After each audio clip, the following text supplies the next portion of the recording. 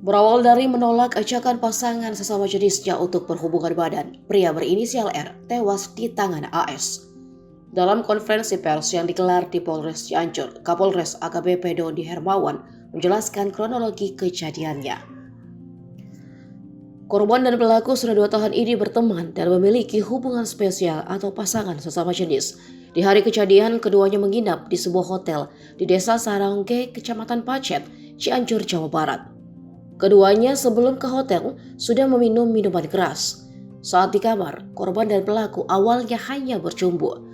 Namun korban mulai memaksa pelaku untuk melakukan hal lebih dari itu. Karena pelaku menolak, korban lalu menampar dan mencekik.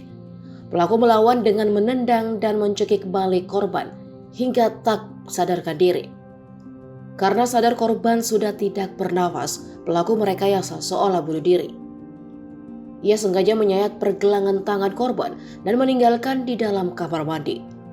Polisi yang menangani kasus tersebut lalu curiga karena dompet dan handphone korban hilang.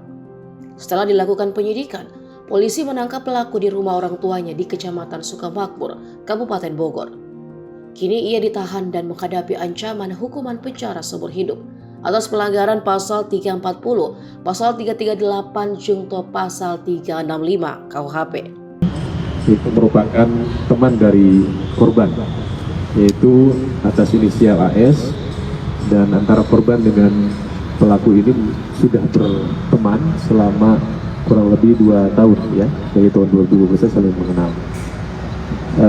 Motif yang kejahatan yang pembunuhan yang terjadi karena memang pada saat kejadian, sesaat sebelum kejadian, antara pelaku dengan korban ini memang berjanji untuk bertemu dan memiliki hubungan khusus ya. Jadi antara pelaku dan korban ini juga memiliki hubungan sejenis ya. Karena pada saat kejadian, sebelum kejadian ini pelaku dengan korban sempat minum minuman keras dulu ya sebelum ke penginapan, kemudian sempat mengkonsumsi minuman keras.